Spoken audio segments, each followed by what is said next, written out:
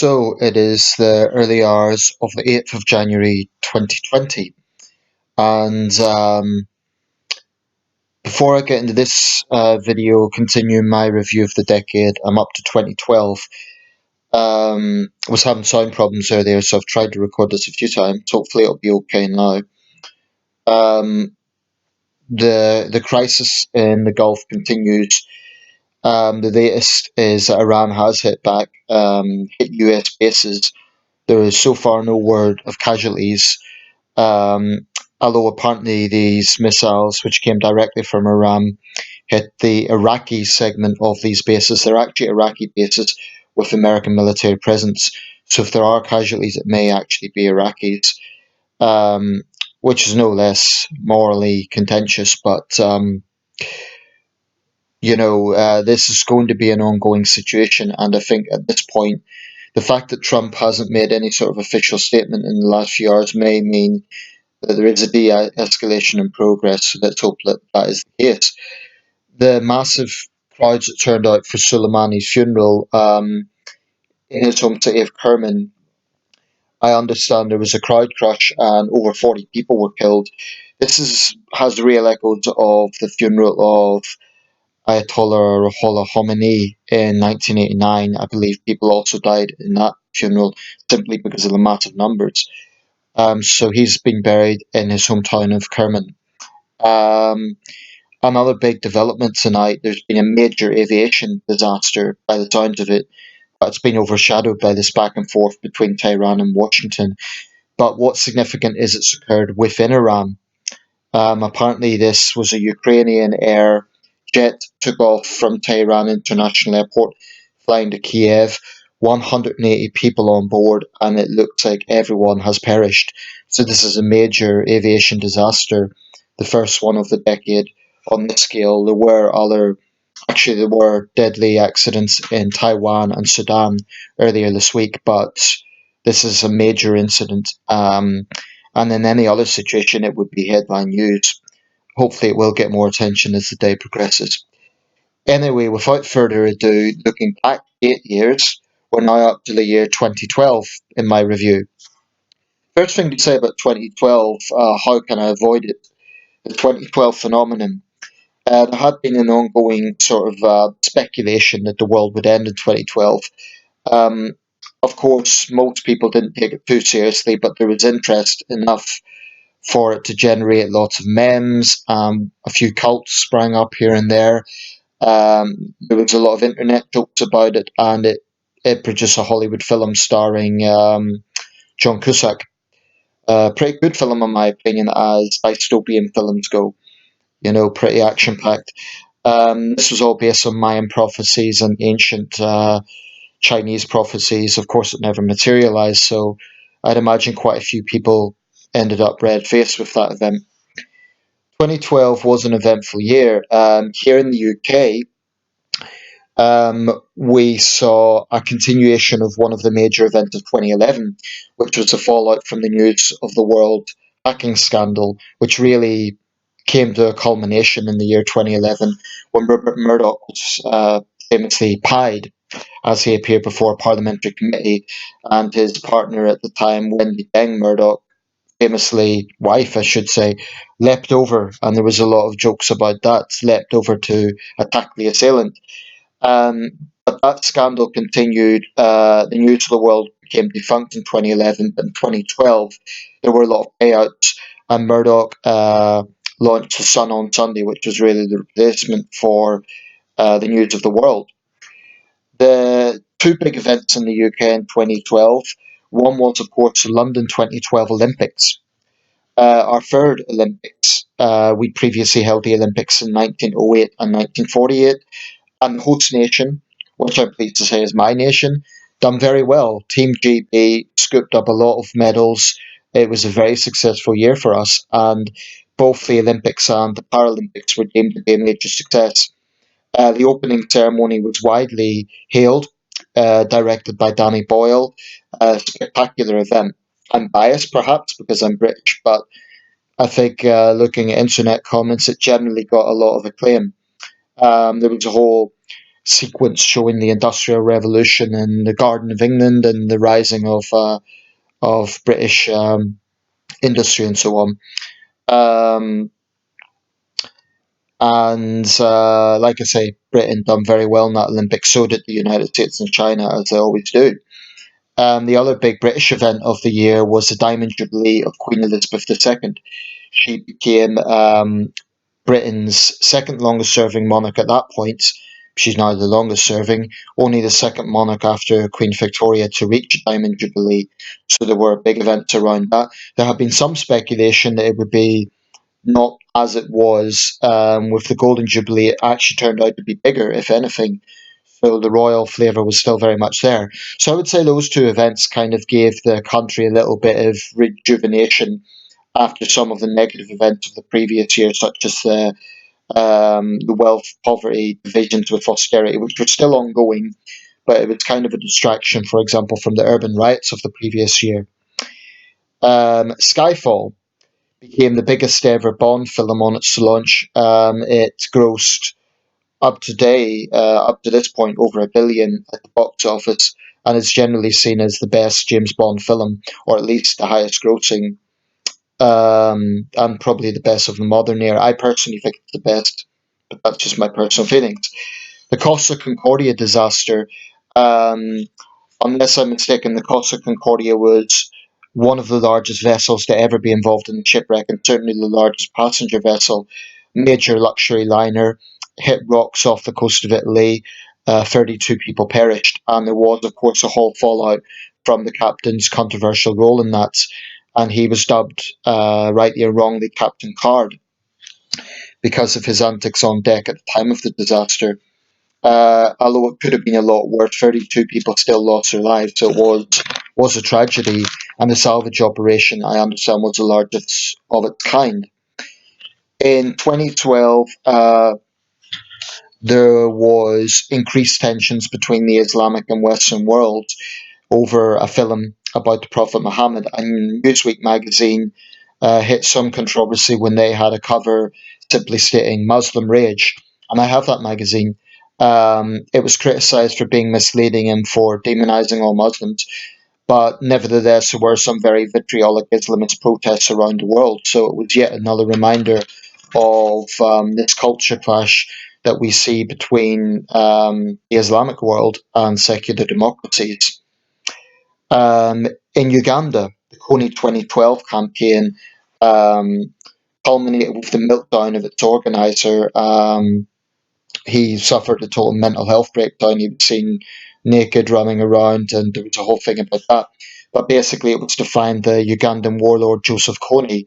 So that was a big event of 2012. Also related to the African continent, Charles Taylor was tried for crimes against humanity, and he is currently in prison, actually, about 10 miles from here at HMP Franklin Prison in Durham City. In science, the Shenzhou 9 spacecraft docked with the Tiangong 1 docking station, making China only the third country to do so after the United States and Russia. So that was a major pioneering moment for Chinese space development. Um, I was talking about the Costa Concordia. Another maritime related issue of 2012 was the centenary of the Titanic sinking. And also, in relation to that, Cameron's great film was relaunched for the centenary. So there was a lot of focus around the Titanic centenary. There was an event, replaying ceremony. Actually, a colleague of my father's at the time was involved in that um, on the North Atlantic at the very spot where it happened. Um, Canon Hugh Mosford, he was actually involved in that. He was a colleague of my father's. So a lot around the centenary of the Titanic. Um, Sarah West became the first woman to command the British warship the HMS Portland when she was appointed to that role. Um, in the African continent, there were coups d'etats in both Mali and Guinea-Bissau. In Mali, Amadou Touare was toppled from power, and the Tuareg rebellion began in that country, as did the North Mali War. In Russia, in the Russian election of that year, presidential election, Putin was re-elected as Russian president. He'd previously served from 2000. Boris Yeltsin, of course, famously resigned on the last day of the millennium, the last day of the century. Putin was in power then until 2008, and there's a sort of tandem between Putin and Medvedev, although many maintain that Putin still maintained the real power as prime minister.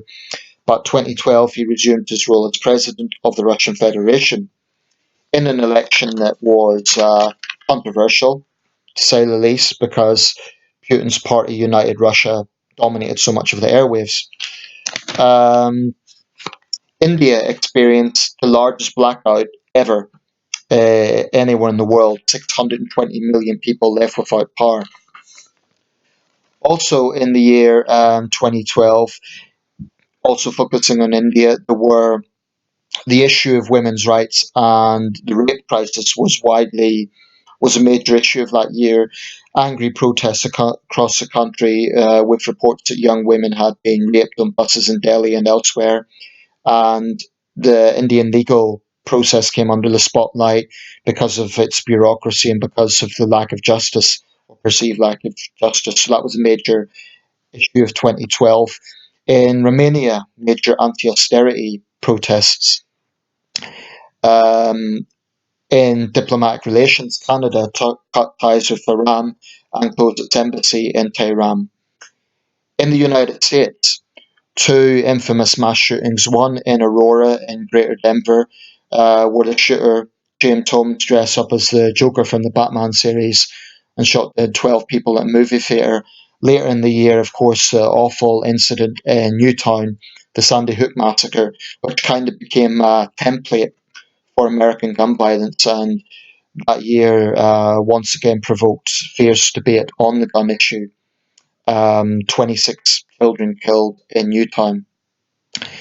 In Tokyo, the Skytree was its foundation was laid. It was completed, I should say, and it became the tallest self-supporting tower in the world. So big development for architecture. Over the skies of Roswell, New Mexico, the Austrian Felix Baumgartner became the first person to break the sound barrier independently of any sort of technological devices when he jumped from the Red Bull Stratos balloon from 128,000 feet. So a major move in aviation. Felix Baumgartner was the man of the moment there. In Brazzaville, in the Republic of Congo, a major disaster at an arms depot, 250 people killed when that exploded. In Gaza, Israel launched Operation Pillar of Defense, which was part of the ongoing back and forth between Israel and the Palestinians. In the Philippines, Typhoon Bofa, over 1,000 people perished. That's a country, of course, that has long suffered typhoons, and that was a particularly bad one. Um, in France, presidential election year, Francois Hollande defeated Nicolas Sarkozy, promising to be president normal. So Francois Hollande became the president of the Fifth Republic. In Syria, the war really escalated with the siege of Aleppo beginning that year and the death toll rapidly rising in 2012.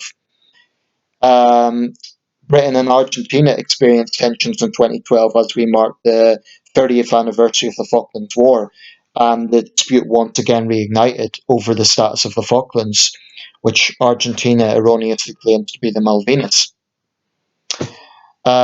In China, there was major demonstrations against Japan, sometimes turning violent, over the dispute in the South China Sea between the Senkaku and Diaoyu Islands, and also over Japan's controversial Japanese leaders' visits to the Yasukuni Shrine. That was the year that Shinzo Abe again became Japanese Prime Minister, and he is now Japan's longest-serving post-war Prime Minister, and he's known to be definitely on the conservative wing of things, more on the hawkish wing of things. Within China itself, 2012 was the year of the transition between Hu Jintao and Xi Jinping. Xi Jinping fully came to power in 2013, but this was the beginning of the transition. And at that time, Xi Jinping was seen to be a reformer. So I'll get back to that with the 2013 video. In Sudan, to remember, Sudan had its partition in 2011. there was a crisis in the Heglig region, standoff between the two countries. In India, the Maoist insurgency, the Naxalite Maoist insurgency continued with several brutal attacks. In Libya, the Benghazi crisis, of course, when as an anti-American mob stormed the compound in Benghazi and 4 American diplomats, including Ambassador Chris Stevens, was killed, which provoked a major backlash against the Obama administration, domestic backlash, and particularly against Secretary of State Hillary Clinton over their handling of that. In 2012, the Nobel Peace Prize was awarded to the European Union. Time magazine named its Person of the Year as Barack Obama. The American presidential election was held, which at that point was the most expensive election up to that point, later surpassed by the 2016 election. I won't go through all the primaries. Of course, that's always major news in of itself. Those running for president on the Republican ticket, people like Newt Gingrich, Rick Santorum, uh, and Mitt Romney eventually got the nomination. The three presidential debates, and Obama won re-election. At the 84th Academy Awards, the Best Picture went to The Artist, Best Actor went to Jean Dujardin, who starred in The Artist, and Best Actress went to Meryl Streep, who starred in The Iron Lady. So I think that pretty much covers what I've got down for the year 2012. As with all these videos, feel free to add anything I have omitted unintentionally. I'm sure there will be many other things that I could have included, but it's simply impossible to include everything. So that was the year 2012, the year that we didn't come to an end. Oh, I'll add one more thing which I think is notable for that year. There were, of course, the violent clashes in Rakhine State in Burma, and that was an important issue of the year 2012. So let me know if I've forgotten anything. I'm sure there will be. Feel free to add information. 2012, the year we did not come to an end.